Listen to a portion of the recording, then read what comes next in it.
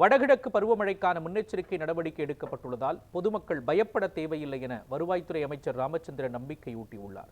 இதுகுறித்து அவர் விருதுநகர் மாவட்டம் ஸ்ரீவில்லிபுத்தூரில் செய்தியாளர்களுக்கு அளித்த பேட்டியை சூப்பர் பைட்ஸ் பகுதியில் தற்பொழுது பார்க்கலாம். தமிழ்நாட்டை பொறுத்தளவுக்கு மழை தேவை இருக்கிறது.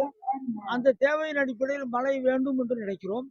மழை அதிகமாக பெய்தால் அதை சமாளிக்கக்கூடிய அந்த தைரியம் இந்த அரசாங்கத்துக்கு இருக்கிறது. இந்த அரசாங்கம் நம்முடைய முதலமைச்சர் அவர்கள் தகுந்த முன்னெச்சரிக்கை நடவடிக்கை எடுத்துக் கொண்டிருக்கிறார்கள். ஆகவே யாரும் இதை பத்தி இந்த மழைக்காக பயப்பட வேண்டிய அவசியம் இல்லை. முன்னேற்பாடுகள் என்ன,